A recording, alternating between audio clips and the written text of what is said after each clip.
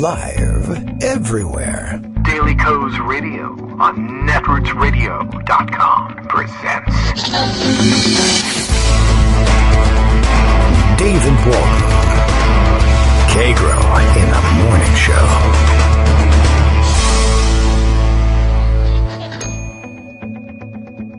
Now, here's David Waldman. Hey, good morning, everybody. I gotta leave. We're having a war, or maybe something like that. I gotta go hide. I'm not that worried exactly, but it is, what day is it? Friday. Feels like a Friday. War is a great Friday activity, if you ask me. If you're gonna have war, you're gonna start one, let's do it on a Friday. Of course, we did it on a Thursday, because the president's not that smart. Anyway, Friday, January 3rd, 2020. Getting used to saying that. Gotta go get a checkbook so I can start writing 2019 in my checks and keep working on things that way. All right, well, that's where we are. It is Friday, January 3rd, 2020 or 2020. A lot of people are switching over to the 20 construction. A lot of people have already done it. It was always a little bit awkward, but here we are. Big news of the day. Anybody heard anything? You know, I don't really have anything to go on. Daily Co's Radio is live now. Bill notices all the way from Portland, Maine, because there's nothing happening. For those of you new to World Wars, though, and just in case that should happen, Bill is preparing the rest of you. Kagro X, that's me, David Waldman, tells you how to get the best deals on blackout curtains. Oh, I do know about that. And lays out the how-tos of tin drives and victory gardens. Buy bonds. You probably should. Not a bad idea. Duct tape market on the upswing again. You should have bought shares in duct tape companies, I guess. We're going to all need some of that again. You're going to need how to outfit one of those emergency bunkers as well. I thought we were, I guess we never really thought we were past that, but we haven't been thinking about it for quite some time. We will catch up on some of the actual news behind some of this. I don't know whether I would say that it caught any of us by surprise necessarily, but I've got to, and maybe some of you do too, get some additional background. I mean, I've seen a lot of people poking fun at the president probably having no idea who this personage who was assassinated yesterday, an Iranian official, the head of the Revolutionary Guards, as I understand it. A lot of, not everybody, ordinary Americans, for the most part, probably didn't have any serious idea who he was, and neither did the President of the United States at some point in the not-too-distant past. He was asked about it. I think the video clip that I saw, and now I'm going to have to go and find the damn thing, and I didn't put it aside, but perhaps I can find it. Maybe I even retweeted it. We'll see if we can track it down that way. I guess he was on the Hugh Hewitt show, which is hilarious, if you ask me. And he was asked by Hugh Hewitt, the host Hugh Hewitt. Anyway, he asked him if he knew anything about the guy, or he asked him actually if he knew about one of the particular paramilitary units that he utilized. I guess I don't know how they organized things, but a division of the Islamic Revolutionary Guard. They have the Quds Force, which is their sort of foreign terrorism force that handles their external operations against their external enemies, chiefly, in large part in Israel and against Israeli targets as well, as I understand it. And I guess in this interview, Hugh Hewitt has brushed up on his terminology and asks Trump as a candidate if he knows about this particular outfit, and he doesn't, and not a lot of people do. I don't necessarily count Trump as being extraordinarily ignorant on that question. But if you're running for president, you should get briefed on those things, but he didn't have a real foreign policy team, et cetera, et cetera. And he mistakes, or claims to mistake, the question for one about the Kurds, which is the K-sounding group of people in that sort of area that he has heard about. And it was kind of interesting all by itself to see him react to the question about the Kurds and say, oh, it's terrible. We got to take care of our friends, the Kurds, that we've treated them so horribly. And now, of course, he's treated them even worse since then. So there's that whole background issue. And then just, the problem of him not having any idea who that is, which, like we've been through this before. As Greg was mentioning, we invaded Iraq behind a leadership, or I don't know, in close proximity, saddled with maybe a leadership that allegedly had no real understanding of the difference, say, between Sunni and Shia Muslims, which, while also a sort of esoteric knowledge, was one that I think minimally aware Americans probably had committed to mind already, but not the person who was leading us into war with them.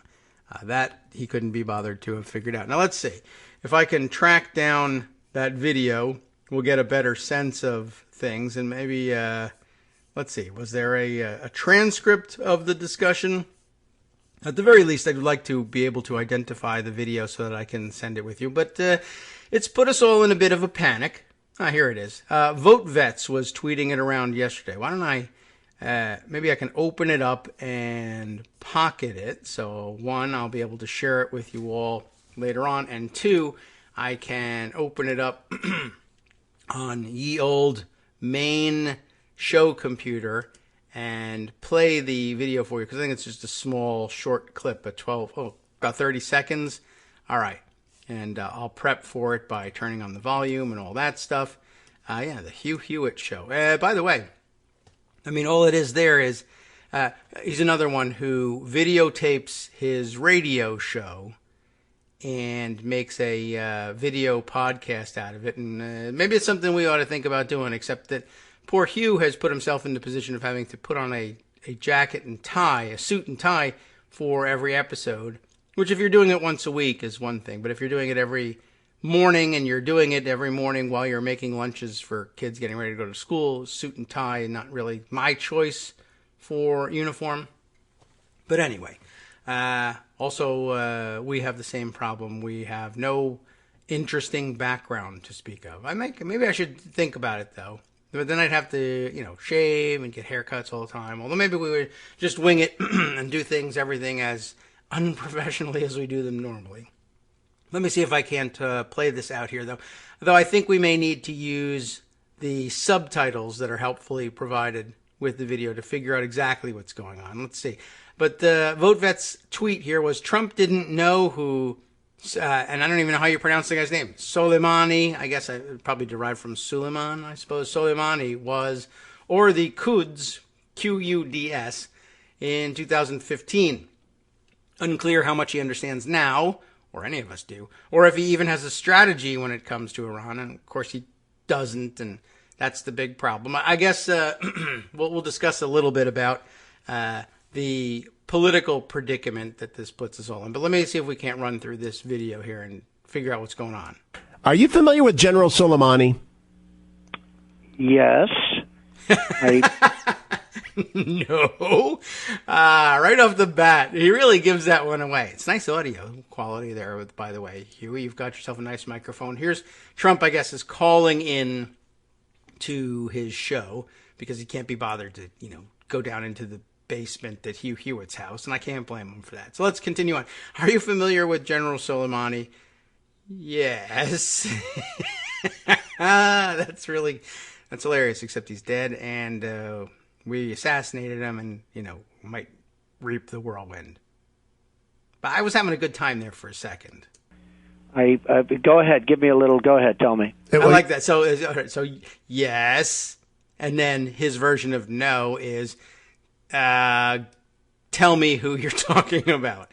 All right. Well, I wouldn't want to say no either if I'm either running for president or being interviewed on a radio show. So let's start that again. Yes. Go ahead. Give me a little. Go ahead. Tell me. He runs the Quds forces. Yes. Okay. Right. Do you expect And I him? think And again, here he doesn't know what the Quds forces is, and my understanding of the Quds forces is pretty limited too, and we might as well look it up, right? But I think what's floating around in the back of my mind about the Quds forces is that as I understood it, I think the last time I really heard anything about Kud was, and I don't know whether I understood it correctly when it was told to me, but I understood, for instance, that Kud. Well, here's what I thought. I was given to understand that Kud was maybe the Arabic name for Jerusalem. And although, what's wrong with the word Jerusalem? I don't know. But anyway, they had their own name for, or maybe that was, I don't know whether it's a nickname or whatever, but, or it's just, that's the name that they give to that city when they held it, during, I guess, crusading eras, for instance. But, I understood that the Al-Quds was the name of Jerusalem in Arabic. And, my experience was, with that that was the name that they gave to the makeshift missiles that Palestinians were constructing in Gaza to launch into Iraqi or Israeli territory. They called their rockets Quds rockets, and so I guess the Iranians likewise adopting the Arabic name for Jerusalem as part of their aim being, of course, I imagine, Islamic occupation and domination of the whole of Jerusalem as well, because they would seek the elimination of the Israeli state. And without getting into the debate about what the wisdom of that, that's what we're talking about. The Quds Force, then, is the Wikipedia work on the Quds Force is that it is a unit of Iran's Revolutionary Guards. And I guess there's some argument over whether or not the I in IRGC, the way we abbreviate the Revolutionary Guards, is for Iran's Revolutionary Guards or the Islamic Revolutionary Guards, which I think is what they call it in Iranian propaganda anyway. Maybe officialdom as well. And then, so it's either the Iranian Revolutionary Guards or the Islamic Revolutionary Guards, depending on your take on things. Anyway, it's their unit directed to carry out unconventional warfare, that would most often be terrorism, and intelligence activities. Responsible for extraterritorial operations, the Quds Force supports non-state actors in many countries, including, allegedly, I guess, if you're going to do things this way, you are reading Wikipedia after all, Lebanese Hezbollah, Hamas, and the Palestinian Islamic Jihad in the Gaza Strip and the West Bank. Also, allegedly, the Yemeni Houthis and the Shia militias in Iraq, Syria, and Afghanistan. And General Soleimani was and has been at the head of these forces for quite a while, many years, and he's a dominant figure in Iranian politics as well. And I've seen a lot of speculation about who he is and what he means to the Iranian people and how they might react to something like this. But we're going to have to sort through all of that. So just so we know who this person is, and he's a familiar person to Hugh Hewitt, because I would imagine that people on the right obsess about him because they worry, with good reason, about the Revolutionary Guard and what Iran is up to in the Middle East and around the world. And this guy, Soleimani, General Soleimani, was a central figure to their planning, and I could see him being obsessed about on the right. And I guess his assassination would be a big cause for celebration on the right. In other words, if you're going to carry out a strike against Iran for any reason, like, say, to distract from your own impeachment or something like that, because there's always a tweet, right? Everyone's already seen that we've dredged up Trump's old tweets and even his Vine videos in which he lays out his belief that Obama would initiate an attack on Iran to distract from his own domestic troubles. And then, of course, Trump is the one who might pull off such a stunt. But if you were looking for something like that, some foreign adventure / assassination / war to distract from your own domestic troubles, you would take it off of the list of, the hit parade for the extreme right. And, just as you take your judges from their list, you take your wars from their list. And that's the guy you would target. So anyway, let's listen to, this is 10 minutes about this 30-second clip that we still haven't played. Backing it up a little bit. Go ahead. Give me a little. Go ahead. Tell me. He runs the Quds forces. Yes. Okay. Right. Do you expect and I his think the behavior? Kurds, by the way, have been horribly mistreated by us. Okay, so lots to unpack there too, right? He runs the Quds forces, and Hewitt tries to go on and tell him what the Quds forces are, and Trump says, and I think the Kurds, by the way, have been horribly mistreated by us, and now, of course, they have been. I don't know whether they hadn't already been horribly mistreated by us, probably, but he made things, I think, we'll say, measurably worse. And we all know that. But then, in addition to making that mistake, I like that he then, I don't know what he face dials off of his phone right in the middle of his conversation. So I think the Kurds, by the way, beep, pressing the buttons. That's because he's such a graceful individual. All right, let's see. Do you expect his behavior? The Kurds, by the way, have been horribly mistreated by us. No, not the Kurds. The Quds forces, the Iranian Revolutionary Guards Quds forces, the bad guys. Right. Do you expect his behavior to change as a result? Kurds. No. Kurds. I'm sorry. I thought you said Kurds. Yeah, I know you thought. That's just interesting. So that's. I don't want you to now go ahead and ask me about the Quds forces because I don't know anything about that. So how about a couple minutes about me saying, I'm sorry. I thought you said the Kurds. No, I said the Quds forces. Right, okay. But I thought you said the Kurds. No, anyway, about the Quds forces, which I thought were the Kurds. All right. Well, that's the end of the clip. I don't know whether they actually went on to discuss the thing, but I imagine that the extent of his understanding of General Soleimani and the Quds forces is whatever Hugh Hewitt told him that morning. So anyway, like I said, you can't hold it against him as a private citizen walking around doing his own thing. Maybe he has no idea who General Soleimani is. The right wing will, insist that how could you be an informed American and not know? But, we don't, how many people, to me, it's like knowing, being intimately familiar with the layout of Comet Pizza and Ping Pong because you think that there's a pedophile ring going on in the basement. And then, of course, finding out that there's no basement to the building, but being pretty sure that you understand the schematic layout of the building nonetheless because you read on a website somewhere about the layout of the basement.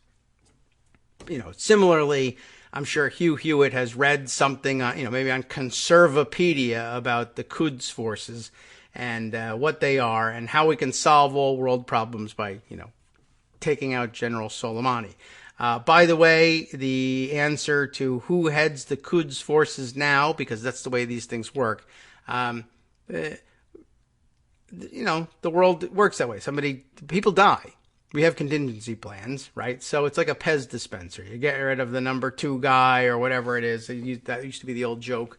Get rid of the number 2 guy in Al-Qaeda, and the number 3 guy becomes the number 2 guy. So who was number 3? Who steps up? Brigadier General Esmail Ghani, I think is Ghani. Ghaani is how we anglicize that. He was appointed as commander of the Quds forces on the same day, according to Wikipedia, which is, populated weirdly by people who, follow such things and know how to find out and be the first one. The whole of Wikipedia, essentially, is a series of people posting first, trying to show one another, who knows the new facts first and be the first one to update a Wikipedia page. It's a huge competition. Anyway, let's see. Other items up for discussion. I put aside some some writing about this stuff, just a couple of articles so we could share the information about this. Up until about midnight last night, the word was that the strike had been carried out. But for the first few hours, it wasn't confirmed that the U.S. had launched it. It wasn't confirmed that Soleimani was dead. It wasn't confirmed that it was a purposeful strike against him versus some stroke of, well, not for him, stroke of luck, but I suppose stroke of luck for us that he was collaterally killed in a strike. But now it seems like it was a targeted assassination, which is problematic and has created a new and interesting and dynamic political situation for us here in the United States, in which, it should be noted, the Republicans are now already, and were ready with it at the very beginning, a coordinated campaign to paint Trump's opposition's objections to possibly entering into a major world conflict or world war between us and Iran, and who knows how else it'll play out over the years, or retaliatory strikes, or whatever it is, to portray our, I think, justifiable worries about heading into a prolonged military or militaristic / terroristic military exchange with Iran under the leadership of a moron who can't even see himself clearly enough in the mirror to apply his makeup appropriately. He's just, not the man for the moment, to be sure. And you used to be able to say about such morons, when we were talking about, for instance, George W. Bush as the moron in charge, that at least he was surrounded by competent people. But of course, one, Trump never was, and two, all the people who were passing themselves off as competent is what I meant to say, but corrupt was also true, have since been drummed out of government anyway. So we're on the dregs of the dregs are handling the situation. That's worrisome.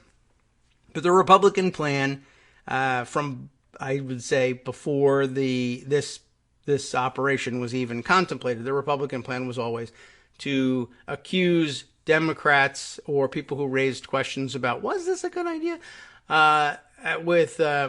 That means you're objectively pro-Soleimani. It's the old you're objectively pro-Saddam play from the Iraq War. How could you question the necessity of assassinating this international terrorist figure? And, people are settling on the compromise position that, look, no one mourns the loss of Soleimani, but have you thought about what this might bring about in the future? Well, of course he hasn't. Or if he has thought about it, he's thought about it in his usual fantasy mode. Yeah, sure. I think what comes next is I am universally hailed as a hero, and America totally wins everything. And a new era of world piss, as Melania would tell us, emerges as a result of my leadership. So yeah, he's thought it through. It's just not correct. Anyway, so I put aside from last night just to try to figure out who the players are, what we're doing here. The Washington Post coverage of it, and I'm sure it's been updated since then, but as of last night, the headlines on it were, in major escalation, American strike kills top Iranian commander in Baghdad. Remember, he handles all the external affairs of the Revolutionary Guard. So I think we've kind of, now at this stage of the game, we're claiming credit, as terrorists frequently do, for this targeted assassination. We'll learn a little bit, perhaps, about the particulars of the operation this morning and in the hours to come. But I think to get a sense of who the guy was, I also put aside an article that immediately appeared, I think, to generate some controversy of its own, the piece in The Atlantic by Andrew Exum, contributing writer at The Atlantic, whose name I do not believe we have called in the past, but I think he immediately drew some fire for his take on this thing. But there's now there are a couple of articles in The Atlantic, but this one was first one out. Iran loses its indispensable man. The killing of Qasem Soleimani robs the regime of the central figure for its ambitions in the Middle East, which, remember, we as Americans generally would view as a good thing, robbing the Iranian regime of the central figure for its ambitions in the Middle East, or anywhere for that matter.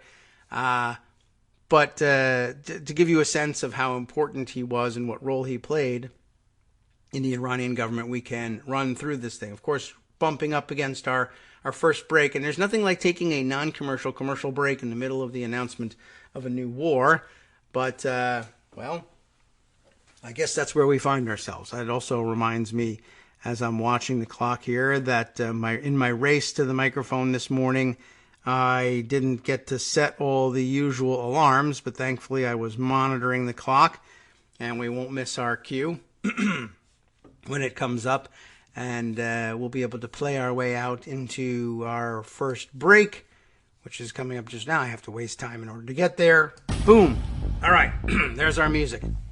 So we'll learn a little bit about this writer's view of Soleimani as the indispensable man, pardon me, and we'll try and round up some of the new writing on it. I'm, like I said, I'm a little more able to speak off the cuff about the political situation that creates for us here in the United States, but actually I think the less important of the angles on this, we're going to get the short end of the stick no matter how we sort that out, so we might as well understand the facts. Hi everybody, it's me, David. Let's change things up from the old fundraising pitch for just a minute and talk instead about how you can be a part of our show. If you've got a smartphone or any other electronic recording device, why not sit down and record a segment for us?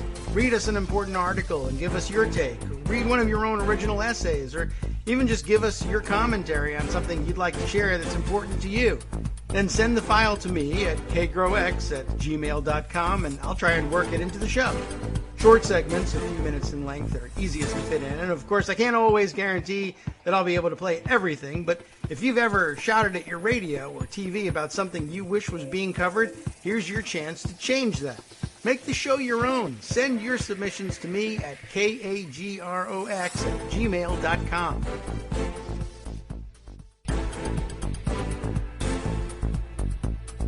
All right, welcome back now to the Kagro in the Morning Show here on Netroots Radio. All right, so we've got an array of reading before us. Maybe the thing to do is to start out with the Washington Post report that I had from yesterday, the initial reporting, the late evening reporting, when things had been more or less confirmed, plus I guess some updates from along the way. Although I'm directed to get the latest updates by clicking here and not reading this, which is an interesting thing to do. First thing in your article. Don't read this, read something else. You mean this isn't the latest information?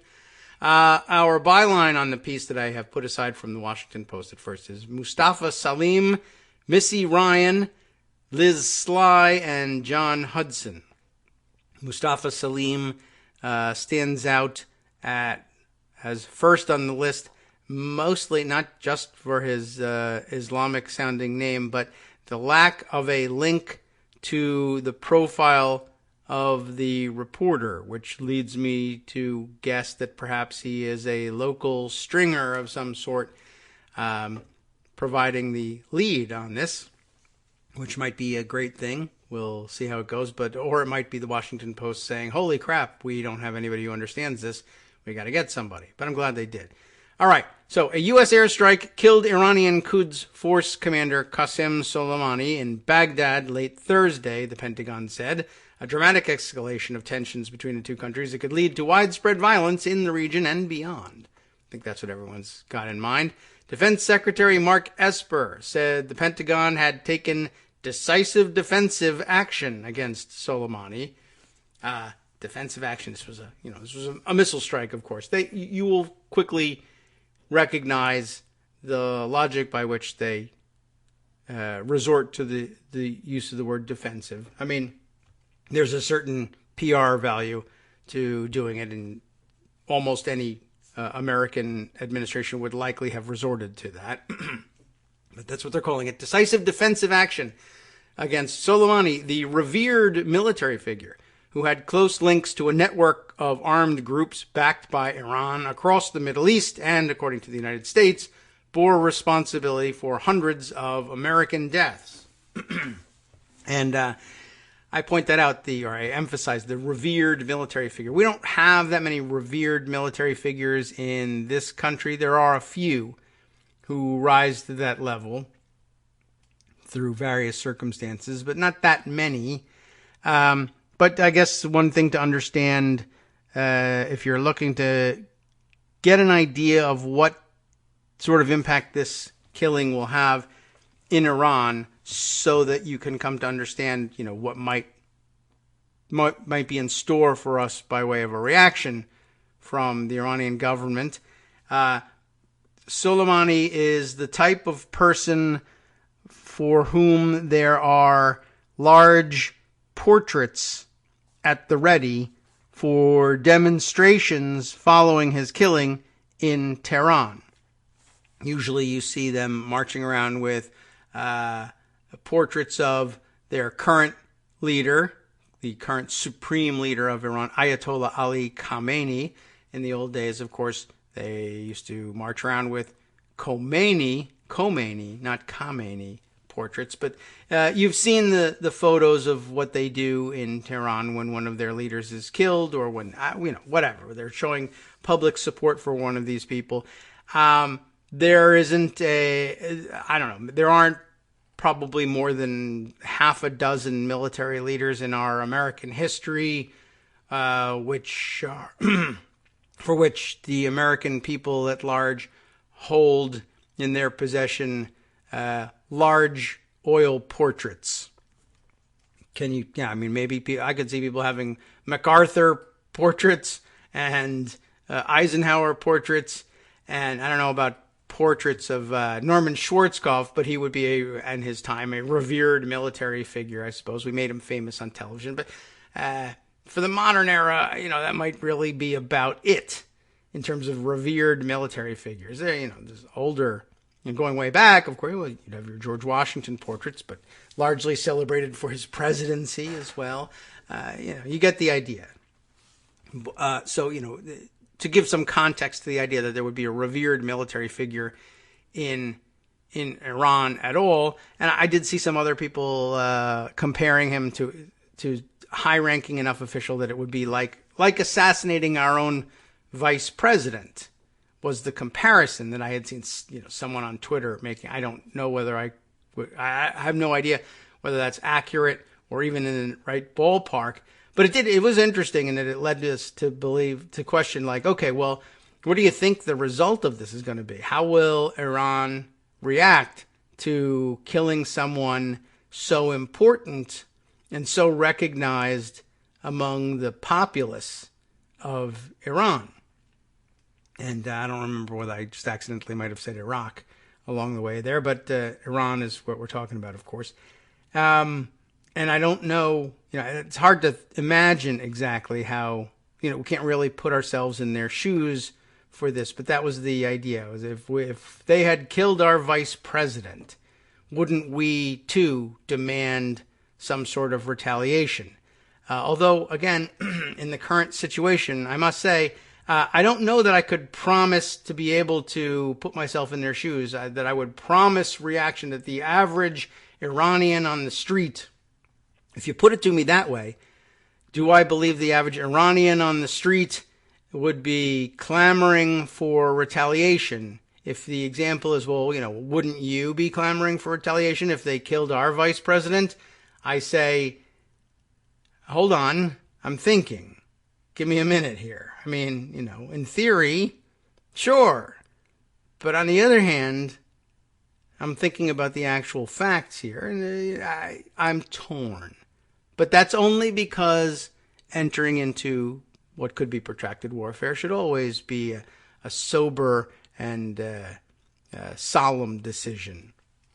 Not because you don't like Mike Pence very much, but, if you really, really don't, it could take you a while is all I'm saying. Anyway, that's how I understood the reporting to be, conveying the meaning of the personage of General Soleimani. Iran confirmed the death of one of its most active military figures, and it's important to stay active, and vowed revenge against the United States. But Iran is vowing revenge against the United States all the time. So, I believe them, but that's pretty much what we expected them to do, right? Iran's supreme leader, Ayatollah Ali Khamenei, said in a statement Friday that Soleimani's death was bitter, but that the final victory will make life more bitter for the murderers and criminals. That they mean us. Iran's defense minister, Brigadier General Amir Hatami, added that the attack would be met with a crushing response. Foreign Minister Mohammad Javad Zarif called the strike an act of international terrorism, and in a message on Twitter, where we might actually see it, said the United States bears responsibility for all consequences of its rogue adventurism. And we do. But okay. Earlier, Iraqi militia officials in the country's state TV channel announced that Soleimani had been killed in an airstrike alongside a top Iraqi militia leader just outside the country's main airport. The Iraqi, Jamal Jafar Ibrahimi, who is better known by his nom de guerre, Abu Mahdi al-Muhandis, he's no better known to me, but there you have it, is closely associated with the attacks against the United States, lots of attacks against the United States dating to 1982. So, they've been at it a while. In a statement, Iraqi Prime Minister Adel Abdul, I was going to say, that's a little odd, Adel Abdul Mahdi condemned the U.S. assassination, and that is put in scare quotes for whatever reason, adding that the killing of the Iraqi militia leader was an act of aggression against Iraq and a breach of the conditions under which American forces operate in the country. Problem number 2 in all of this. A video circulated by Shiite militia groups showed, accompanied by the sound of wailing, the crumpled wreckage of the vehicle in which Soleimani purportedly was traveling. Oh, they do know the word purportedly after all. Maybe they should pick up on that usage. A photograph claimed to show his bloodied, ash-covered hand, wearing the same blood-red ring seen in earlier photos of him alive. Interesting. A U.S. official who, like others, spoke on a condition of anonymity because he was not authorized to comment on the record, and yet here he is, said the attack was conducted by a U.S. drone and struck a 2-car convoy carrying Soleimani and others on Access Road near Baghdad International Airport. At least half a dozen people were believed to have been killed. What about the rest of them? Who are they? Senior officials with the Popular Mobilization Forces, as the Iraqi militia groups are known, that's an interesting euphemism, lamented the deaths in messages circulating on WhatsApp. Oh, good, so Jared Kushner can read those. May God reward you for the loss of the brave travelers Hajj Soleimani and Hajj Muhandis. May God accept them as martyrs in his vast mercy, wrote Ahmed al-Assadi, the chief spokesman of the Popular Mobilization Forces, many of which are seen as being funded and directed by Iran. So, of course, they're going to be a little bit upset about that.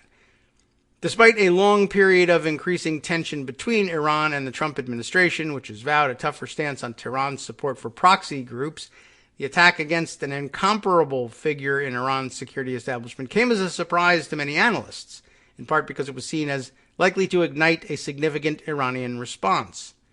I guess he was thought of, perhaps, as somewhat like an untouchable, I guess, in our pop culture parlance. But you had to imagine that he expected that he was a target at all times. He was probably traveling in this armed convoy precisely because for decades he's known that Americans would love to take him out. And they did want to take him out, and then they did take him out. I will say this, I'm not super enthused about what comes next, obviously, but I don't know that a top-ranking Iranian general really thought that he was going to, retire, that he was going to go out playing, shuffleboard. I think he kind of expected it and considered himself an active warrior. And though he was not likely enthused about being killed, probably figured it was coming eventually. So, I don't know. So maybe a little bit of the lamentations in Iran could be tempered that way. Well, it is. I mean, they view him as a martyr, and that's a very special thing for them. Ilan Goldberg, who worked on Middle East issues during the Obama administration, characterized the move as a massive game changer in the region. It is that. Seems safe. Iran will seek revenge. It may escalate in Iraq, Lebanon, the Gulf, or elsewhere. It may attempt to target senior U.S. officials, said Goldenberg, now a scholar with the Center for a New American Security, whatever that is. Unfortunately, I highly doubt the Trump administration has thought out the next step or knows what to do now to avoid a regional war. I'm not even sure they want to avoid a regional war. It does make you wonder a little bit about what is the Iranian thinking and how well do they understand Trump, and can he be understood? And they may have abandoned that project early on. I don't think we can understand Trump, though he's usually pretty predictable. I don't know if we can necessarily understand him. But it makes me wonder what would be their strategy in retaliating. I mean, one immediately obvious and maybe too obvious response might be, well, one of the dumbest things about having the American president fail to separate himself from his private businesses, his real estate businesses, is that there are hard targets out there that can be attacked at any time that will personally wound the president of the United States in a way that they wouldn't if he had been separated from them. Although, I guess, honestly speaking, if he had sold off all of his businesses, but they, blow up Trump Tower, you don't think he's going to take that personally, even if he were legitimately separated from his businesses? So, anyway, he's unique among presidents in that he's sort of easily targetable personally that way. But on the other hand, he's also, he's, extraordinarily stupid and not a smart guy. So, not a competent guy and not a planner.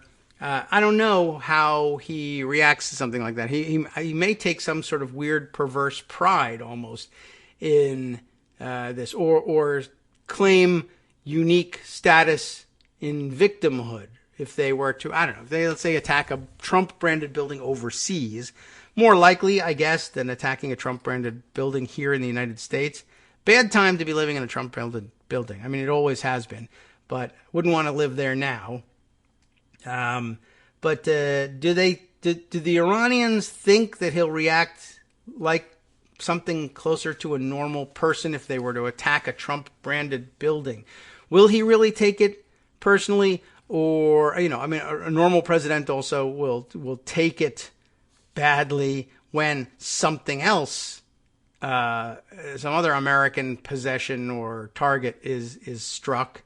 But they might believe that Trump would lack empathy beyond, jingoistic reaction to the attack on any American interest somewhere. Would he really feel the responsibility for American deaths if they were random American deaths? Most presidents would feel responsibility and worry over that. Trump might not. So that might argue for targeting his property in order to take a personal toll. On the other hand, I could see people at the council table there.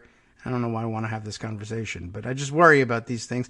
But I could see people at the Iranian council table saying, nah, you know what? I mean, he will take it personally if we attack his properties. On the one hand, we might expect a larger response, actually, a larger retaliation from the Americans if we were to attack a Trump-branded property, which is crazy, but we actually could see that. On the other hand, it may just be that he doesn't care one way or the other. He's a sociopath, and it doesn't really, as long as he's not in it and his children aren't in that building at the time, or we don't blow up the Tim Tebow football helmet or one of his oil paintings of himself that he prizes, we could probably get away with it, and he'll rant and rave on Twitter, but he's not going to do anything more than he would do if we had hit a random American target. Maybe hitting more random American targets is the way to show how terrible and incompetent Donald Trump is.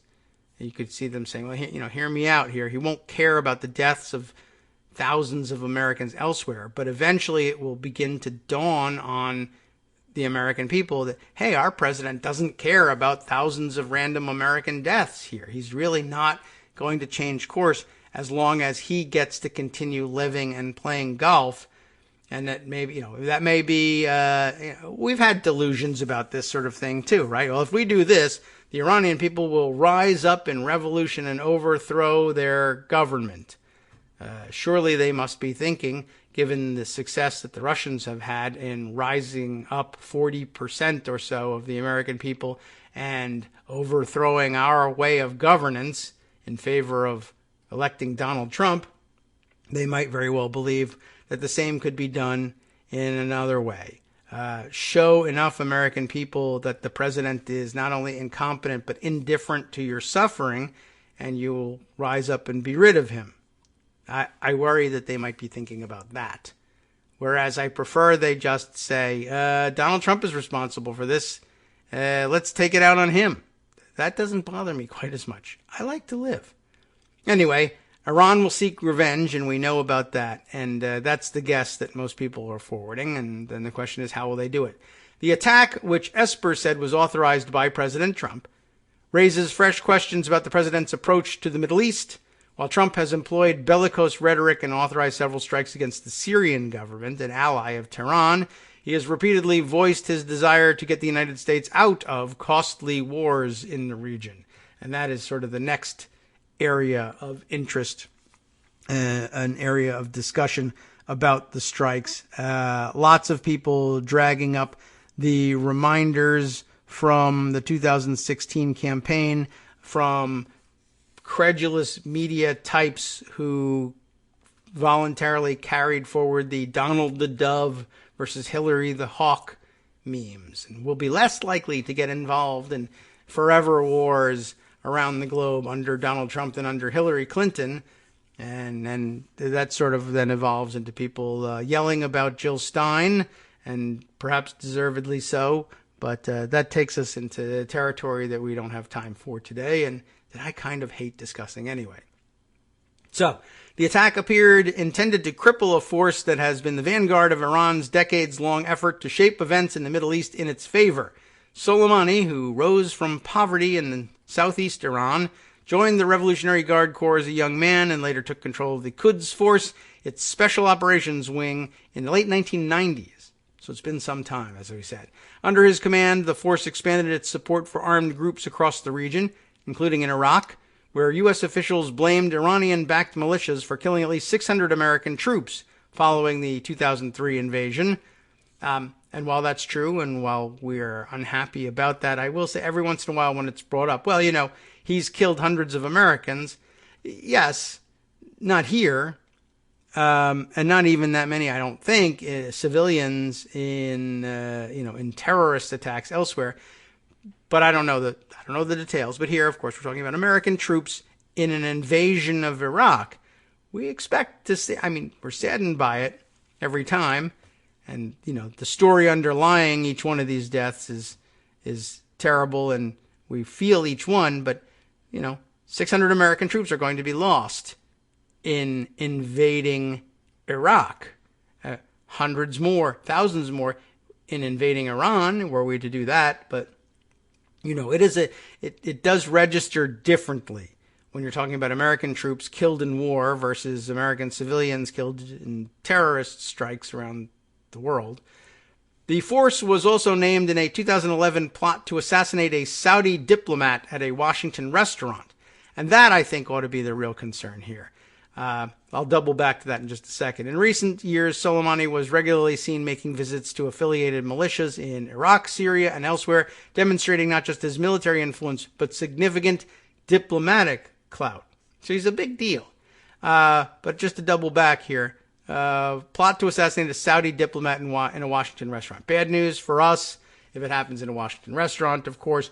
But bringing up the Saudis makes it highlights one of the other obvious problems. Remember that Iran and Saud-owned Arabia are at loggerheads and fighting the proxy war between them in Yemen.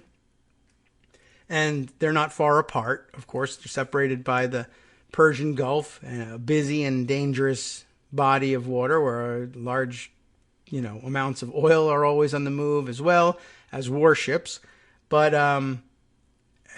we also have a very strange new relationship with Saud-owned Arabia and the Saud family under this administration, this so-called administration. And one way for the Iranians to conduct themselves by way of taking revenge, perhaps, even if they consider strikes in the American mainland or even strikes against American interests overseas somehow to still be riskier and beyond the scope of where they want to go at this stage of the game. To me, the people most in danger from this are the Saud family and their interests.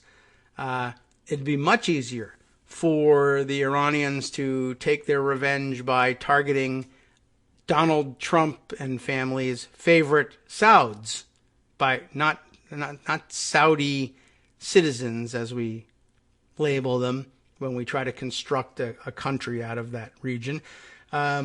But rather the members of the Saud family. People for whom, for instance, the administration has taken heat and gone out on a limb, despite the fact that they are now universally viewed outside of the Trump administration and MAGA-hatted fandom as outright murderers and brutes to be shunned internationally.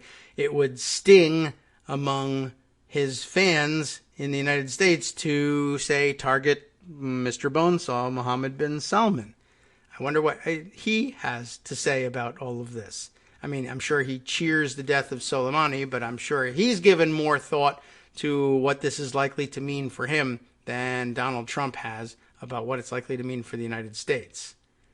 Continuing with the article here, after the Islamic State took over vast swaths of Iraq in 2014, Iraqi militias linked to Soleimani were temporarily aligned with U.S. counterterrorism objectives in Iraq, as they played an important role in defending Baghdad and eventually crushing the militant group's grip on Iraqi cities and towns. How do you like that? Soleimani was a popular figure in Iran, and more importantly was their key instrument used to project power in the region, said Mark, Polymeropoulos. Okay, I think I got that one right. A former CIA official with extensive counterterrorism experience overseas who retired this year. For the legitimacy of the Iranian regime, a forceful response against the United States should be expected. The American public needs to understand that we may lose American lives after this act. How much longer do we go with this particular article before? Let me see if maybe this is a good time to jump over to get a slightly different color, I think, from Andrew Exum in The Atlantic, the one who described Soleimani as the indispensable man in Iran. Why so?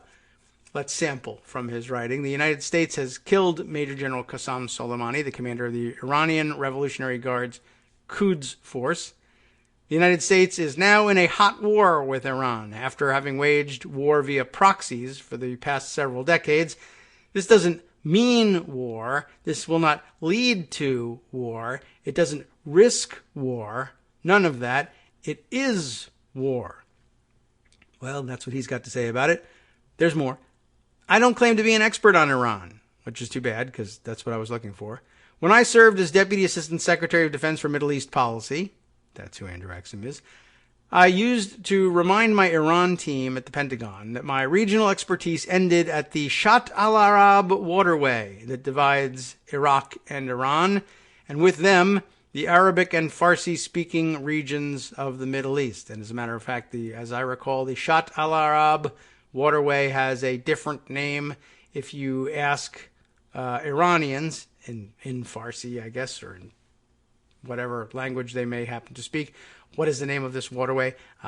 Not anything al-Arab. It's we're Persians and Farsi speakers, not Arabs, and that waterway doesn't have anything to do with Arabism. But okay, I remember that from the old days of the old Iran-Iraq wars. But I do know something of how important Qasem Soleimani was, Andrew has to say here, because he spent more time in the Arabic-speaking world, propping up Iranian allies from Iraq to Lebanon and from Syria to Yemen than he did back home in Iran. From a military and diplomatic perspective, Soleimani was Iran's David Petraeus and Stan McChrystal and Brett McGurk, all rolled into one. And I guess we know who those people are. That's our most recent attempts at revered military figures. Petraeus, of course, somewhat tarnished. McChrystal, a name most people know. McGurk, a little bit less so. But I guess that's supposed to give us some color here. And that's now the problem Iran faces. I do not know of a single Iranian who was more indispensable to his government's ambitions in the Middle East. So let's make sure we get our music running here and head out over this little familiar tune.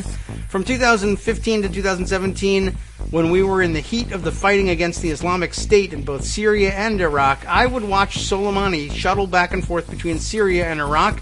When the war to prop up Bashar al-Assad was going poorly, Soleimani would leave Iraq for Syria. And when Iranian-backed militias in Iraq began to struggle against the Islamic State, Soleimani would leave Syria for Iraq. Welcome back now to the Kagro in the Morning Show. That's the name of my show, yes. I remember now, and I don't know why I went the other. I was Cable in the Morning Show. I feel like a cable news network covering things this way. Not that they would have given more than 5 minutes to reading any of these articles or explaining who this guy was. I'm kind of intrigued by this. Not intrigued enough to not feel bad about moving on to other subjects, though. So let's see if we can't move along, gain a little bit of understanding, since this is clearly going to be a topic this weekend, and then hit some highlights before cutting out for the weekend and hoping that we come back on Monday. All right. So we learned a little bit about his shuttle diplomacy throughout the region. That's now a problem for Iran, now that he's gone. Just as the United States often faces a shortage of human capital, not all general officers and diplomats are created equal, sadly, and we are not exactly blessed with a surplus of Arabic speakers in our government. Iran also doesn't have a lot of talent to go around. That's an interesting perspective. One of the reasons I thought Iran erred so often in Yemen, giving strategic weapons such as anti-ship cruise missiles to a bunch of undertrained Houthi yahoos, is how he puts it, for example, was a lack of adult supervision. I couldn't comment intelligently on any of that, I don't think, but Qasem Soleimani was the adult supervision. He was spread thin over the past decade, but he was nonetheless a serious, if nefarious, adversary of the United States and its partners in the region, and Iran and its partners will now feel his loss greatly. I don't know, and I'm not willing to argue one way or the other, whether that fact justifies Soleimani's killing. The United States is claiming it acted because Soleimani was making plans to attack U.S. diplomats and troops in the Middle East. I think he always was. And because Soleimani has recently orchestrated other attacks on coalition bases in Iraq. Soleimani was at least partially, and in many cases directly, responsible for dozens, if not hundreds, of attacks on U.S. forces in Iraq, going back to the height of the Iraq War. So unlike some other claims this administration has made, what the Trump administration is claiming here would not surprise me, to say the least, if it were indeed true. I also do not claim to know how any of this ends. I don't think anyone can say for certain how Iran will respond or how the United States and its partners are prepared or not prepared to weather that response. The only thing I know for certain is that the people of the Middle East will suffer greatly in the weeks ahead, which sadly has been a safe bet for far too long. I guess whether he's alive or not, people in the Middle East were set to suffer, I think, and I guess he agrees. So anyway, I thought that was really kind of an interesting and short-ish way of providing a little color to what had happened here. And I understand also in passing that other analysts were saying that Soleimani was widely popular in Iran, but probably mostly because he didn't spend that much time there. So he was not viewed in partisan terms, but rather was more widely viewed as fighting on behalf of Iran and its interests across the region and making Iran into a feared power regionally and to some extent on the world stage. And I guess probably bringing the American regime under the Obama administration around to the negotiating table, which is not a place where Americans and Iranians had traditionally met very often. But because he wasn't a domestic political operator and wasn't directly involved, for instance, in the suppression of political dissent in Iran, that'll make you a popular figure there when the domestic figures spend considerably more of their time making your life directly miserable. So, out for the glory of Iran, whatever that may mean, and not personally involved in crushing me or my family in any measurable way will add up to a popular figure. So I guess that would help the Iranian regime rally support for retaliation at some point, which they would likely execute against us, whether they had the popular support or not. All right. There are, believe it or not, other important items in the news, and, well, some of them have to do with impeachment. We have a new set of documents available to us, and I think the paper trail on this one begins properly with Just Security, who I understand was behind the latest round of Freedom of Information Act litigation to seek out the unredacted copies of a whole bunch of documents that have come out here. So we have, on the one hand, Just Security was looking to get the unredacted versions of the email traffic between the Pentagon, the State Department, the OMB, and the rest of the White House with regard to the freezing and holding of the aid to Ukraine. At the same time, about which I'm less prepared, Jason Leopold, I believe, over at BuzzFeed, has his ongoing FOIA litigation aimed at releasing the copies of the FBI's 302 reports on the interviews of their witnesses, either for the Mueller investigation or for the congressional probe. And so lots of new background color on what the witnesses had to say when the FBI spoke to them versus what they were able to cram in during their depositions and then public testimony. I guess I want to issue also the warning, which you have likely seen if you are active online, that I guess there were rumors flying yesterday that Eric Trump had tweeted something that appeared to indicate that he had had some sort of advance warning on or advanced knowledge about the attack that killed Soleimani.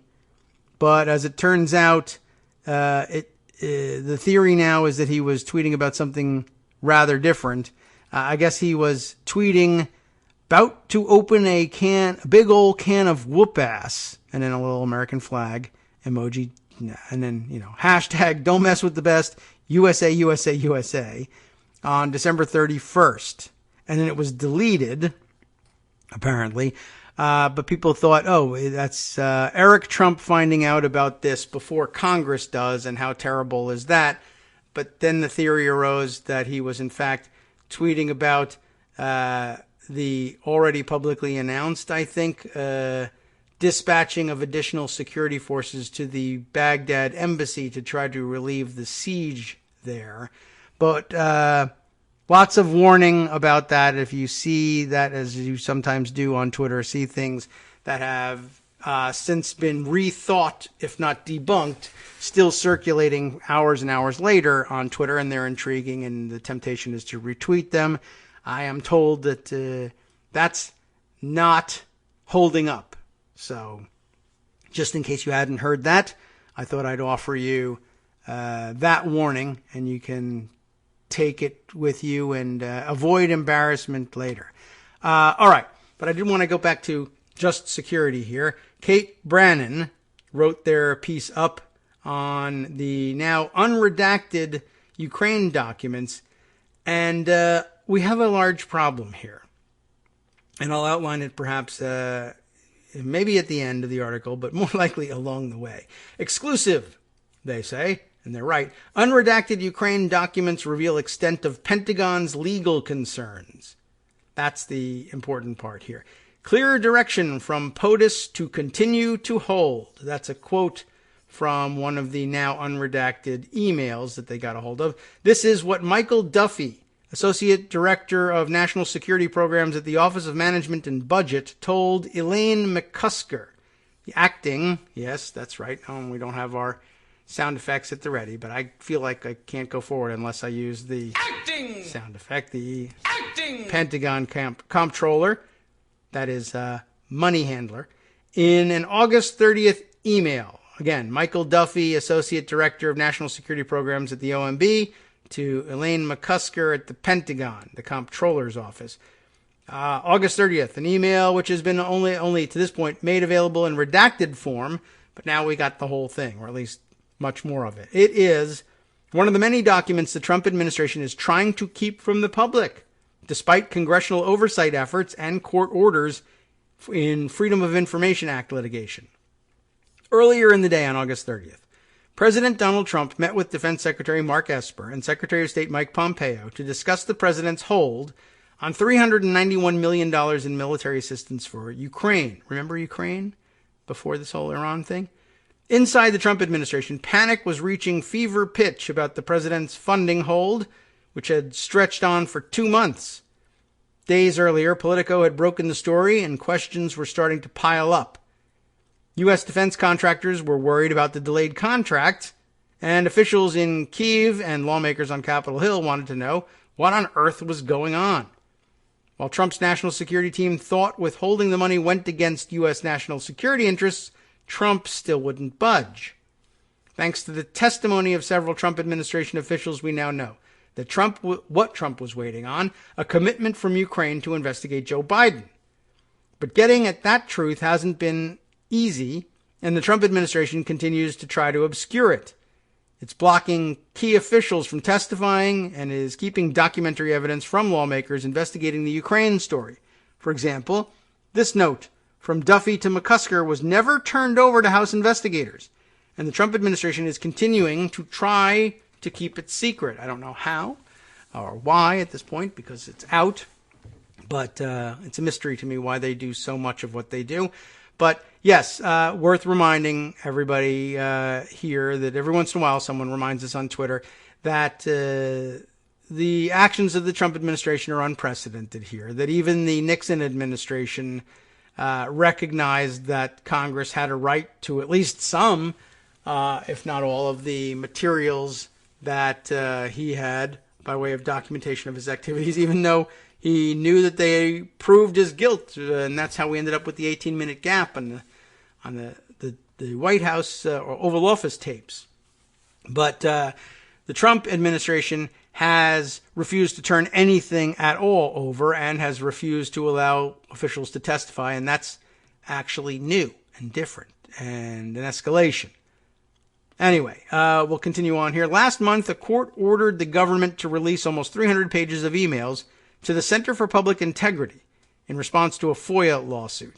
It released a first batch on December 12th and then a second on December 20th, including Duffy's email, but that document, along with several others, were partially or completely blacked out. Since then, Just Security has viewed unredacted copies of these emails, which begin in June and end in early October. Together, they tell the behind-the-scenes story of the defense and budget officials who had to carry out the president's unexplained hold on military aid to Ukraine. I'm not clear from this, and maybe they don't want to make it clear to us, how they got hold of the unredacted copies of these emails. I thought that it was their FOIA action that got hold of them, but the only FOIA action discussed here is the Center for Public Integrity getting redacted versions. Maybe that becomes clear later on, but the more important point, let's get to it by continuing with the article. The documents reveal growing concern from Pentagon officials that the hold would violate the Impoundment Control Act.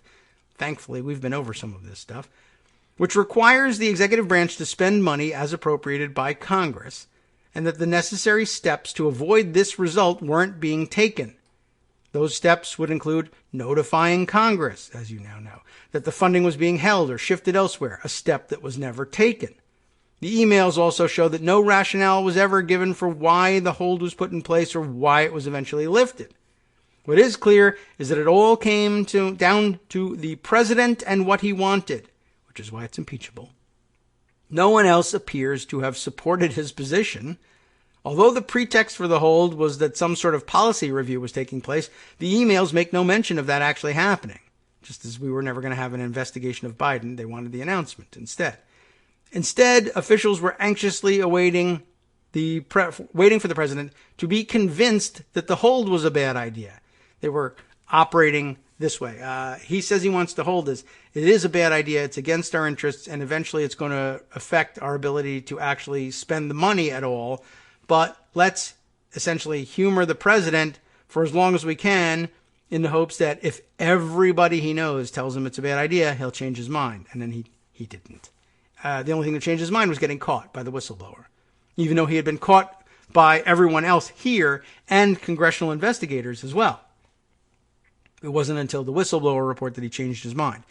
And while the situation continued throughout the summer, senior defense officials were searching for legal guidance, worried they would be blamed should the hold be lifted too late to actually spend all the money, which would violate the law. The emails also reveal key decision points, moments when senior officials hoped the hold might be lifted. This includes Vice President Mike Pence's September meeting with Ukrainian President Vladimir Zelensky, which a senior defense official expected would resolve the funding issue, raising the question, why? What was supposed to come out of that meeting that would pave the way for Trump to lift the hold? What was Pence expected to communicate? We actually know now, but we didn't then. But the hold wasn't immediately lifted after Pence's meeting with Zelensky. Instead, the president finally released the money on September 11th, just as the whistleblower complaint was about to break out into the open. As for how the story begins, it was in mid-June when Defense Department officials first heard the president had questions about the Ukraine money. According to new reporting from the New York Times, on June 19th, Robert Blair, senior advisor to the acting White House, that's right, acting White House Chief of Staff Mick Mulvaney, who's at the center of all this, as we've discussed, called Russell Vought, the acting head of OMB. So acting White House Chief of Staff calls the acting head of OMB. Why? Because the White House, the acting White House Chief of Staff is the actual head of OMB still. But when he moved over to acting White House Chief of Staff, Russell Vought became the acting head of OMB. But remember, it's important to our own theories here that we remember that there is identity. It is an identical person that is holding both positions, White House Chief of Staff and head of OMB. That, I think, becomes important. Anyway, so June 19th, Robert Blair, senior advisor to Mick Mulvaney in his capacity as Chief of Staff, called Russell Vought, the acting head of OMB, and said, "We need to hold it up," in reference to the Ukraine military aid. That same day, Michael Duffy, the Associate Director of National Security Programs at OMB, emailed Elaine McCusker, a career civil servant who serves as acting. See how many actings we have?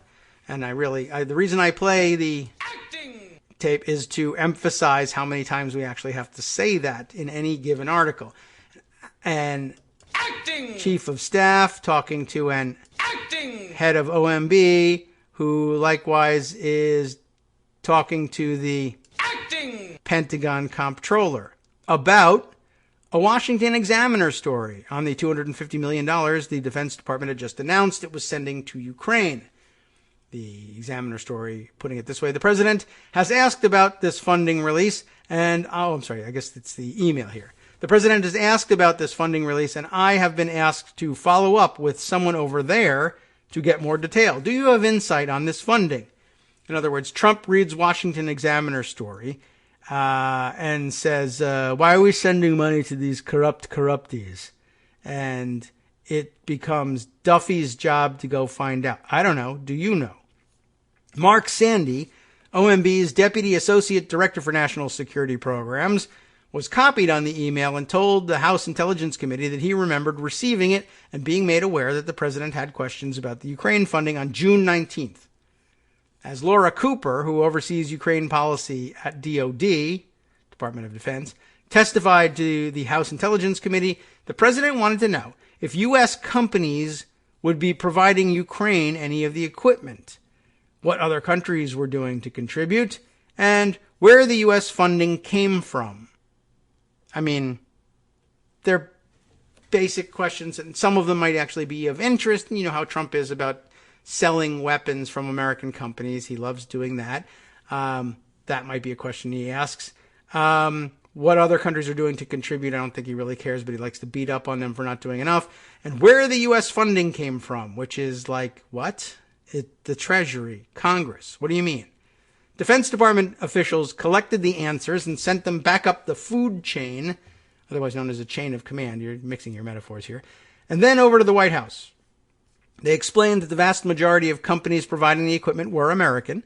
They told the White House that the United Kingdom, Canada, Lithuania, and Poland all contribute military training and equipment to Ukraine, and that the European Union also provides an enormous amount of economic support.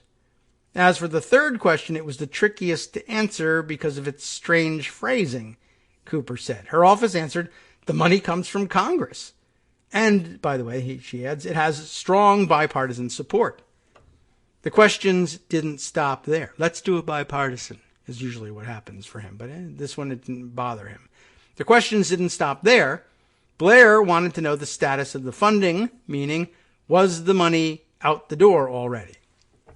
On June 25th, McClusker answered, only $7 million of the $250 million has been obligated to date. Learn the lingo there. Obligated. That's spent, basically. An attachment showed that the equipment the money was going to buy, including counter-artillery radars, sniper rifles, grenade launchers, secure communications, and cyber support, night vision devices, Humvees, and medical equipment. It also listed the U.S. companies expected to supply it. Are any of them my friends? Right? According to the Times, Blair emailed Mulvaney on June 27th, telling him the Ukraine money could be held, but to expect Congress to become unhinged. Hours after Trump concluded his infamous July 25th call with Zelensky, during which he asked the Ukrainian president to investigate Biden, Duffy sent an email to top senior defense officials, which was released in full to the Center for Public Integrity. The letter advised the Pentagon to suspend any future military aid for Ukraine. And it's quoted here. Based on guidance I have received, and in light of the administration's plan to review the assistance to Ukraine, including the Ukraine Security Assistance Initiative, please hold off on any additional DoD obligations of these funds, pending direction from that process. I understood that DoD will continue its planning and casework during this period, and that this brief pause in obligations will not preclude DoD's timely execution of the final policy direction. We intend to formalize the pause with an apportionment footnote to be provided later today. Basically, the language justifying what they're doing in reports to Congress, even if they're not directly issued to Congress. The Congress can look here and find out what we're doing, except, well, wait and see. Given the sensitive nature of the request, I appreciate your keeping that information closely held to those who need to know to execute the direction. Please let me know if you have any questions. So again, we are learning a little lingo here. Apportionment footnote, a report on the apportionment of funds that are obligated, right? Obligated meaning spent. But remember, funds are authorized, then appropriated, then obligated, then and they're apportioned along the way. All sorts of like the old anecdote about native populations having Inuit populations having several words for snow, and people disagree on the number or whether this is really even true. We have a lot of nuance, and we have 500 different ways of expressing different states and stages of money when the government is spending it. Anyway, McCusker, remember the person in the comptroller's office, an acting, of course, but in the comptroller's office at the Pentagon. McCusker followed up in an email to OMB asking if this had gone through the Defense Department's general counsel, indicating an early concern about the legality of these actions. In other words, okay, I see what you're asking us to do here, but can I just ask, did you check with your lawyers or our lawyers or any lawyers at all about this? Because it's problematic for the president to just call up and say, yes, Congress directed this money to be spent, but don't spend it and keep it quiet. So did you talk to the lawyers? And guess what? No.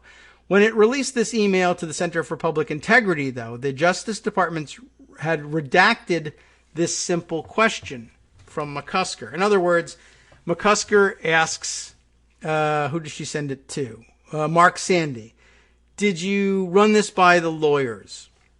Because I'm getting concerned that this is illegal. When the Justice Department responded to the FOIA suit from the Center for Public Integrity, they blacked out the question. The email reads like this, from Elaine McCusker to Mark Sandy. Mark, redaction, EM. That Elizabeth McCusker. Mark, the whole question, the whole thing, did you check with the lawyers, is redacted. That leads us to another one of our problems, which perhaps we'll discuss at the end here. It was on July 25th that Mark Sandy, implemented the first hold on the Ukraine funding by inserting a footnote in a budget document. This first hold extended through August 5th.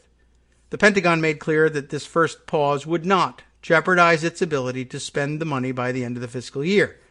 The next day, July 26th, John Rood, R-O-O-D, head of policy at the Defense Department, sent his boss, Defense Secretary Mark Esper, a readout from the Ukraine Deputies Small Group meeting. This is the meeting convened by the National Security Council where we know, thanks to Cooper's congressional testimony, that the national security community voiced its unanimous support for resuming the funding. And Cooper raised the Defense Department's concern about the urgency of the matter due to the legal requirement to spend all the money by the end of the fiscal year. The readout includes this line, which makes it clear the hold on Defense and State Department Ukraine funding came at the President's direction. OMB noted that the President's direction, via the Chief of Staff, really an acting Chief of Staff, in early July, was to suspend security assistance to Ukraine, including by blocking the $115 million in foreign military financing congressional notification and by halting execution of the $250 million fiscal year 2019 USAI programs. Lots of lingo. An assistant to Esper let officials know the secretary had read the summary of the meeting and has now had no further questions. As August began, the Defense Department had told OMB and the White House its concerns about the legality of the hold, and how, as the clock ticked toward the end of the fiscal year, it would become increasingly difficult for the Pentagon to spend the Ukraine funding in time. If it wasn't all spent by September 30th, the end of the fiscal year, in violation of the law, the money would return to the U.S. Treasury in what's known as an impoundment. While pressure was mounting as the month began, that red line had not yet been crossed, but it would be soon. On August 6th, Duffy sent McCusker an email telling her he planned to extend the hold on the Ukraine funding by reinserting the same footnote into the budget document. The footnote still noted that the pause would not prevent the Defense Department from spending the money before the fiscal year ended if the hold was lifted. McCusker wrote back asking to whom Duffy spoke to confirm that the additional pause would not affect the ultimate execution of the program. Ooh, good catch, Duffy wrote back, and then asked with whom he should check in, because he had no idea. Hi, it's me, David Waldman, your host for Kagro in the Morning, and I've learned that I either need to update these announcements more often or stop saying that the announcements are brand new.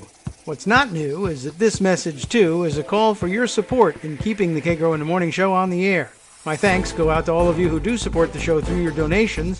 The stats say that Kagro in the Morning fans download our program about 2,000 times each weekday, but our donors make up only about 8% of our daily listeners.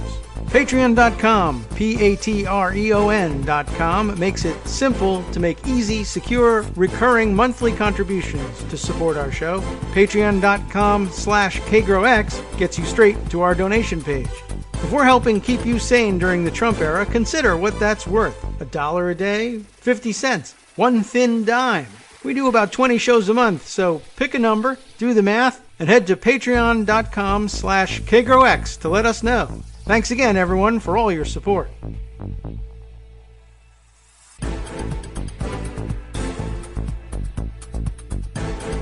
Welcome back now to the Kagro in the Morning Show here on Netroots Radio. We'll continue on with our reading through as much of the Just Security article as we can get through. And we need more time, once again. But the weekend's coming. Let's move back on here. So Elaine McCusker, in the comptroller's office at the Pentagon, writes back to OMB and says, by the way, now that OMB is saying we're going to renew the hold, remember it was first placed in sometime in, June, July, to last through August 5th. That now expires on August 6th. Duffy says, look, we're going to extend the hold, and I'm going to use the same language in the report on the budget reporting back to Congress, explaining that it's being held, but not really explaining why or for how long or whether we intend it to be permanent or not. And the first time around, remember, McCusker said, have you run this by the lawyers? And I didn't see any answer to that question. But remember that when DOJ, which was sued by the Center for Public Integrity to release these documents, went through them, they redacted her question. They blacked out the fact that the Pentagon comptroller had said, have you checked with lawyers in any of this? They didn't want anyone to know that they should have been checking with lawyers. So now on August 6th, once again, this comes up again. OMB is saying, we're going to use the same language to continue the delay. And it's okay because it still won't affect the Pentagon's ability to spend the money by the end of the year, which is wrong. It would, or it's certainly beginning to really seriously risk the Pentagon's ability to spend the money by the end of the year, which, if it doesn't do, the money goes back to Treasury and is called an impoundment, and the president is not allowed to just impound congressionally appropriated money without telling Congress and telling Congress why, so that they have the opportunity to either agree to it or disagree and say, no, we've passed this thing, it's signed into law, spend the money or you're in trouble. The problem is, of course, that the statute doesn't say what kind of trouble the president is ever going to be in. But again, we'll get to that later if we can get through the rest of the article. So once again, the second time around, McCusker says, have you talked to any lawyers? Because not only should you learn about what impoundment is and why it's a problem, but now you're saying, again, that delaying the money doesn't jeopardize our ability to spend it. Who says that? Have you spoken to somebody that told you that? Because if so, I would like to know who told you that, because that's wrong. Duffy says, good catch, and says, essentially admits, I haven't asked any lawyers. Do you know any good lawyers in the government, basically, is what he's asking here, who could inform me about whether or not the blather that I intend to put in the footnote again is really true. I'm just going to put it there because I don't know how government works and who cares, but you do and you care and you want me to check with the lawyer. Can you give me the name of a lawyer I should ask? On August 9th, McCusker wrote to senior OMB officials, including Sandy and Duffy. As we discussed, as of 12 August, I don't think, and that's the way she puts it, 12 AUG, all caps, 12 August. So August 12th is how we would read it aloud, but in their stilted Pentagon speak. As we discussed, as of 12 Aug, I don't think we can agree that the pause will not preclude timely execution.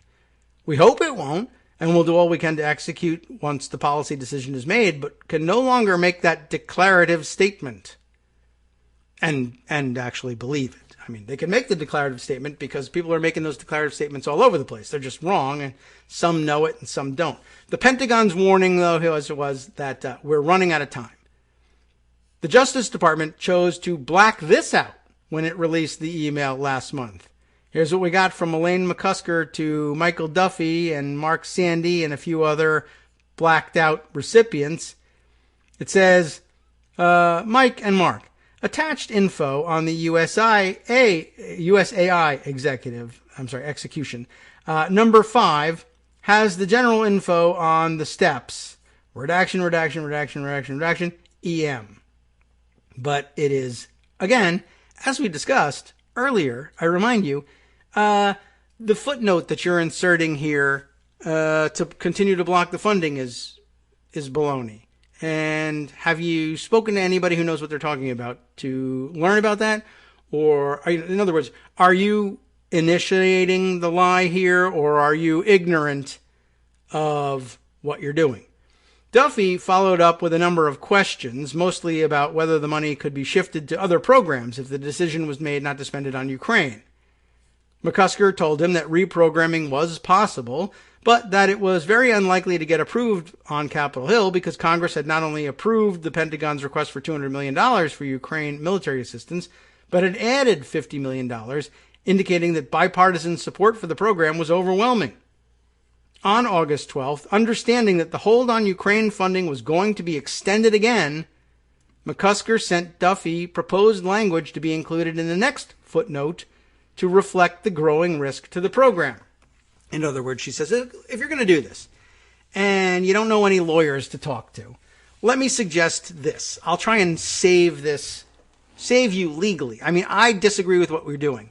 But at the very least, when you put the footnote in, which is the mechanism by which the hold is implemented in the machinery of government. It's not the president saying, don't spend the money. It's got to be translated into documentary language somewhere. And the form it takes is a footnote in a report on the budget. Who does the report go to? I'm not even sure. But that's the vehicle. You write the footnote. And this guy's game is, let's just put a footnote in over and over again that says, don't worry about it. But that's not valid. So she says, how about a footnote that says this? Based on OMB's communications with DOD on August 12, 2019, OMB understands from the department, DOD, that this additional pause in obligations may not preclude DOD's timely execution of the final policy direction, but that execution risk increases with continued delays. That's the compromise language. At least say what the truth is, but you can hedge it a little bit and say, all right, well, if the hold isn't lifted by August 12th, we might still be able to do this thing, but you should understand that there's a risk that some or all of the money won't get spent. August 12th is the line at which it becomes too uncomfortable for DOD to agree to say that we can still do this right. But the next time the hold was extended, the footnote, which does the extending, did not include any text that indicated that there was a growing risk to the funding, the language that the Defense Department thought should be included. It was also redacted in the documents publicly released last month. Again, remember about these redactions. The emails show that there was supposed to be an August 16th meeting between Trump, Pompeo, and Esper at Trump's New Jersey golf resort, where they would discuss Ukraine. Talking points were prepared and shared among officials. Media reports, though, show Trump met with his national security team that day in Bedminster to discuss Afghanistan. For those talks, Trump and Pompeo were joined by Pence, Bolton, and Joint Chiefs Chairman General Joseph Dunford and Gina Haspel from the CIA. While there was an expectation that it would be on the day's agenda, the August 17th email from Duffy to McCusker says, sounds like Ukraine was not discussed. Remember, now the 12th was the red line. This is now the 16th is the meeting. The 17th, he says, yeah, they didn't do anything about Ukraine. So we're now 5 days past the line where the DOD is saying, yeah, I don't know about whether we're going to be able to do this. As the month wore on, the emails show officials bending over backwards to make every conceivable accommodation to keep the process moving without actually being able to obligate the funding. Spend the money. The idea was that as soon as the funds were given the green light, there would be zero delay, and presumably impoundments could still be avoided. But tension began to build between the Defense Department and OMB toward the end of August as the funding hold complicated all of the contractual processes that needed to take place in order to buy the equipment for Ukraine. OMB was pushing the Defense Department to micromanage down to the lowest level, the field contracting offices, in an apparent effort to buy time and keep the process on track, even though the hold was upending everything.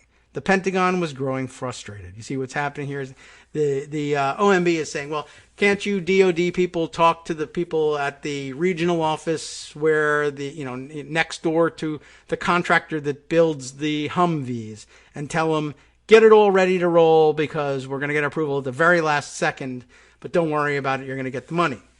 And the Defense Department essentially is probably saying, I can tell the contractors this, but contractors know what it means to not have the authority to obligate the money. They know they're not going to get paid, and they know what's going to happen at the end of the fiscal year. The money's going to disappear back into the Treasury, and they're not going to take preparations to build Humvees, millions of dollars worth of Humvees, knowing that we're this close to having to say, sorry, you're just not getting paid.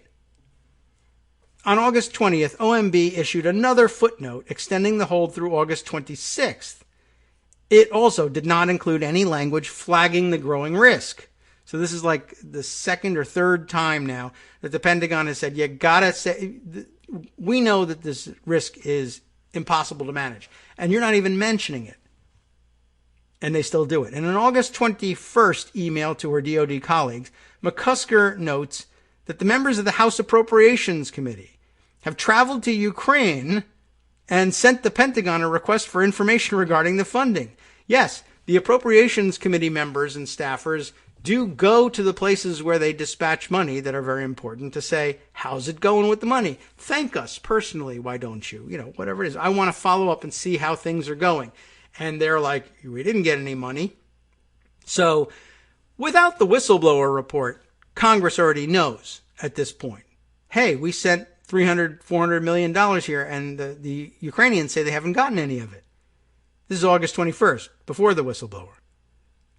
On August 26th, Duffy let McCusker know that the funding hold was being extended again. McCusker responded, what's the status of the impoundment paperwork? Because now it's going to be an impoundment, at least partially. We're never going to get this money. This is August 26th, and remember, September 30th is the end of the fiscal year. We have a month now, and it's hundreds of millions of dollars to process. To which Duffy replied, I am not tracking that. Is that something you were expecting from OMB? I mean, who else would be doing it, by the way? It's a budgetary process. The Office of Management and Budget is supposed to manage the budget. Did you want that from me? McCusker answers, yes, it is now necessary. Legal teams were discussing it last week. Guess what? The Justice Department, when they released these emails to the Center for Public Integrity, the Justice Department redacted McCusker's side of the exchange. In an email to Duffy later that morning, McCusker's frustration is palpable. For starters, DOD still hasn't gotten the footnote extending the hold. Now, this is interesting. So technically, the Pentagon should start obligating the money, right? In other words, it's almost an analogy to the impeachment, right? The hold is supposed to be, the hold is something that the president and the White House and the OMB want executed, right? Keep holding this money. Don't obligate the funds. Well, in order to not obligate the funds, since Congress has said we're ordering you to obligate them, the only way to prevent us from obligating the funds is to file the paperwork necessary to block it, the footnote. This time, and they've done it a couple times, but here the footnote shows up late. In other words, the hold gets extended through a certain date, and if it's not renewed, they have to obligate the money. I was saying there's an analogy here to the impeachment. The articles of impeachment have to arrive in the Senate, and the footnote has to arrive in the hands of the DOD. OMB has to write the footnote and hand it to DOD that says, still, keep not obligating this money. But they didn't get it in time, which technically means that the Pentagon should have started obligating the money. Plus, Mark Paoletta, OMB's general counsel, quote, and this is the frustrated email from McCusker, appears to continue to consistently misunderstand the process and the timelines we have provided for funds execution, McCusker said. Again, this detail, too, redacted by the Trump administration in its court-compelled FOIA release. McCusker asks Duffy, are you working with him and can you help? That is, Paoletta, who appears to consistently misunderstand the process. Duffy, are you working with him? Can you help? Starting on August 19th, the footnotes have put our ability to execute at risk. In other words, starting on August 19th, now, not just the 12th, but on August 19th, we now don't think we can make it anymore. And the footnotes, the vehicle that you're using to keep freezing the money, are making it impossible for us to obligate the money. You are now looking at an impoundment, which means you should have been doing the impoundment paperwork, but you said, oh, am I supposed to do that? And you're only making it worse because your OMB general counsel continues to bumble this. She also tells Duffy that the Senate Armed Services Committee has now also asking the same questions as the House Appropriations Committees. The question from the Armed Services Committee is, has OMB directed DOD/DSCA, I'm not certain offhand what DSCA is, has the OMB directed the Department of Defense to halt execution of all or any part of the fiscal year 19 funds for the Ukraine Security Assistance Initiative? Because it's not being spent. No one's in Ukraine. They say they haven't got the money. Did you stop it? Did DOD stop it? Did OMB direct DOD to stop it? If so, when? And what was the reason given? You see, they've caught on. On August 27th, Eric Tuning, Esper's chief of staff, shares with McCusker an August 26th email that he received from L3 Harris Technologies, one of the defense contractors waiting on the Ukraine money. The company has learned of the hold and wants to know what's going on. So on August 26th, the companies who are supposed to be building this stuff now know that the money isn't moving either. Congress knows. The contractors know. The Ukrainians know. The whistleblower has still not said anything. McCusker responds to Tuning, saying, recognizing the importance of decision space, more lingo, I love it, but this situation is really unworkable, made particularly difficult because OMB lawyers continue to consistently mischaracterize the process and the information we have provided. They keep repeating that this pause will not impact DOD's ability to execute on time. But of course, all she's been saying is that it will. Her response, again, redacted by the Justice Department. Remember who's acting here. This is the OMB talking to DOD. Who's doing the redacting, though? Department of Justice. As frustration mounted, the Pentagon considered ratcheting up its warnings and prepared a draft letter from Deputy Defense Secretary David Norquist, yes, Grover's brother, I believe, to vote the VOUGHT, the person vote. The acting, remember him, director of OMB?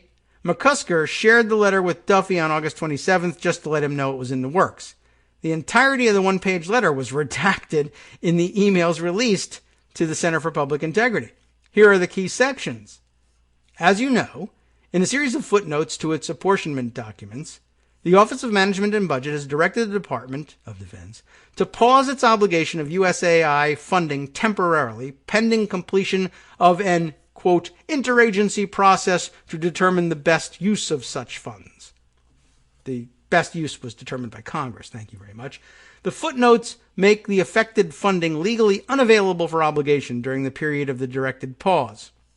As a result, we have repeatedly advised OMB officials that pauses beyond August 19th 2019, jeopardized the department's ability to obligate USAI funding prudently and fully, consistent with the Impoundment Control Act. By the way, note that the date has now moved to August 19th. What is that? That's 7 days after August 12th. How did they come up with the August 12th red line? That was McCusker saying, these effing idiots. What's the drop dead on this? What day do we say, at this point, we now begin to lose some or all of our ability to obligate this money before the end of the fiscal year, and an impoundment is happening, definitely? The answer is August 19th. That's a month and a half before the end of the, less than a month and a half before the end of the fiscal year. So what is she likely doing here?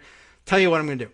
These guys are really slow on the uptake. Why don't you tell them it's the 12th and give them a week to un-F this thing up before we really start losing money? Build a cushion in, because they really don't know what they're doing. Okay, fine. So that's what's happened here. The letter continues, the latest OMB directed pause ended on August 26th and has not been extended. Accordingly, the department is resuming its obligation of USAI funding. We believe that OMB's imposition of any further delays in obligating USAI funding will trigger the Impoundment Control Act's requirement to transmit to Congress a special message proposing rescission or deferral of funding for the USAA. In other words, we're going to announce it to Congress and everybody what you're doing and what you're trying to hide, unless you fess up. And we're legally entitled to do it because you haven't issued a new footnote. So guess what happens? A new footnote was signed by Duffy later that day, extending the hold yet again. In the meantime, after weeks of trying to keep the president's hold on the Ukraine money within a tight circle of administration officials, word of it was getting out. We just said that, right? It had now reached Capitol Hill, U.S. defense contractors, and officials in Ukraine. Finally, on August 28th, the situation burst into the open when Politico broke the story. Talking points were hashed out, and Paoletta, the OMB general counsel, forwarded them around. The final talking point read, no action has been taken by OMB that would preclude the obligation of these funds before the end of the fiscal year. When McCusker read this, she wrote to Duffy, I don't agree to the revised talking points. The last one is just not accurate from a financial execution standpoint, something we have been consistently conveying for a few weeks. Her reaction to the talking points was redacted in the FOIA release last month. The talking points were also discussed internally at the Department of Defense. McCusker told a group of senior defense officials, OMB continues to ignore our repeated explanation regarding how the process works. We cannot release funds for obligation until they can obligate. So the process has stopped for those cases whose lines are ready to execute. Love that lingo. The draft Deputy Secretary of Defense memo to the OMB director says, although we will proceed to take all necessary preparatory steps, please be advised that we can no longer confirm that USAI funds will be fully and prudently obligated before they expire on September 30th, 2019. This is due to OMB actions. I am sure I am missing some nuance here. On October 29th, or rather August 29th, Tuning let McCusker know, Secretary of State and SecDef will discuss with POTUS tomorrow. We should wait on communicating anything more privately. On August 30th, after the meeting with the president took place, Duffy told McCusker clear direction from POTUS to hold. He let her know he'd soon be sending new paperwork extending the hold.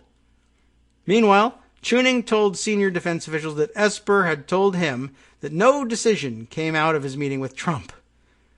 The Defense Department had prepared another strongly worded letter, everyone loves strongly worded letters, to OMB to be signed by David Norquist, the Deputy Defense Secretary, that would again remind OMB that DOD could no longer guarantee that it could spend all the Ukraine money before it expired on September 30th. Hi all. I spoke to the boss. No decision on Ukraine. VP meeting with Zelensky in Poland is next step. We can discuss further on Tuesday. Until then, hold on the USAI memo to OMB. With news that another extension was coming, McCusker emailed Tuning. Do you believe DOD is adequately protected from what may happen as a result of the Ukraine obligation pause?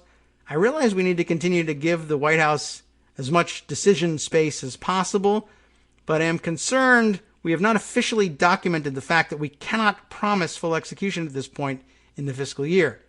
Chuning wrote back, the Ukrainian PM speaks with V. POTUS on Tuesday. We expect the issue to get resolved then. If not, I think we need to send a letter. Pence met with Zelensky in Poland on September 1st. While Trump reportedly instructed Pence to communicate that U.S. military aid was still being withheld and to push for more aggressive action on corruption, Pence's staff claimed the vice president did not understand corruption to mean investigate Joe Biden, as other officials in the administration understood at the time. Pence's visit came and went, and another extension of the hold was implemented on September 5th. On September 7th, McCusker asked Duffy again, when will impoundment paperwork be processed? On Monday morning, September 9th, McCusker sent Duffy another email. The amounts identified as not being able to fully obligate by the end of fiscal year total $120 million based on the current hold. If the hold continues, this amount will grow. Duffy, adding OMB and Pentagon lawyers to the recipients list, and in a formal and lengthy letter that was quite different from the way he'd addressed McCusker all summer, chastised her and the Defense Department for dropping the ball, saying that if and when this hold is lifted and DOD finds itself unable to obligate the funding, it would be DOD's fault. As you know, the president wanted a policy process run to determine the best use of these funds, and he specifically mentioned this to the SecDef the previous week. OMB developed a footnote authorizing DOD to proceed with all the processes necessary to obligate the funds. If you have not taken these steps, that is contrary to OMB's direction, and it was your decision not to proceed. If you are unable to obligate the funds, it will have been DOD's decision that caused any impoundment of funds. Essentially, you guys screwed up, not us. McCusker responded, you can't be serious. I am speechless. This exchange, as well as the larger trove of unredacted emails, raises new questions about the December 11th letter from OMB General Counsel Paoletta to the General Accountability Office, a congressional investigative office. The unredacted emails show the Pentagon's repeated and clear warnings to OMB that by mid-August it could no longer guarantee that the funds could be fully executed within the fiscal year. But Pauletta's letter stated, at no point during the pause in obligations to DOD indicate to OMB that, as a matter of law, the apportionments would prevent DOD from being able to obligate the funds before the end of the fiscal year. What's more, McCusker shared with Duffy the draft letter from the Deputy Defense Secretary to OMB's acting director, informing OMB of the Pentagon's concern that the law required notification to Congress through a special message proposing rescission or deferral of funding. In contrast, Pauletta's letter to GAO claimed the suspension was not a deferral of funds, but instead simply a pause in spending to assess facts and ensure programmatic effectiveness. Finally, on September 11th, Duffy emailed McCusker to tell her the hold is lifted. When she asked him why, Duffy responded, not exactly clear, but President made the decision to go. We'll fill you in when I get details. With that hold lifted, McCusker's team worked fast to get money out the door, but in the end, $35.2 million of the Ukraine funding lapsed and required new congressional legislation to make it available again. Phew, glad to have this behind us, Duffy told McCusker. So, problematic, yes, a-hole-ish, certainly, especially at the end. You see exactly how they were treated in all this. But here's the thing to keep in mind. I kept harping on the redactions, right? All of the proof that the OMB is wrong and DOD was right in that is what got redacted by not OMB, but the Department of Justice. This is a threefold problem, and I'll try and lay it out here before we exit for the weekend. Here's what's going on. First, of course, Trump's extortion and bribery scheme against the Ukraine by itself was illegal. We have already processed all of that. But what's new here is that OMB's machinations that it went through to try to facilitate and implement the bribery scheme that Trump was executing was also illegal. It was an impoundment that they tried to disguise as something other than an impoundment. But DOD wasn't fooled. They told them that it was an impoundment, and they needed to prepare for the fact that it was an impoundment.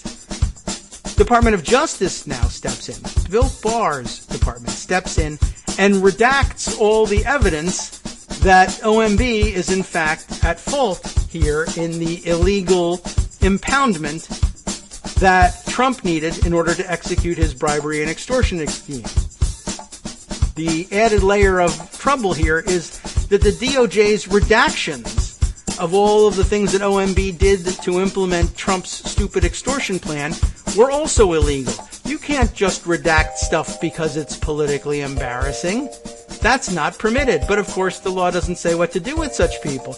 We have 3 crimes wrapped up in all of this: the extortion scheme, what OMB did to facilitate it, and DOJ's hiding of what OMB did. From Daily Kos Radio on networksradio.com.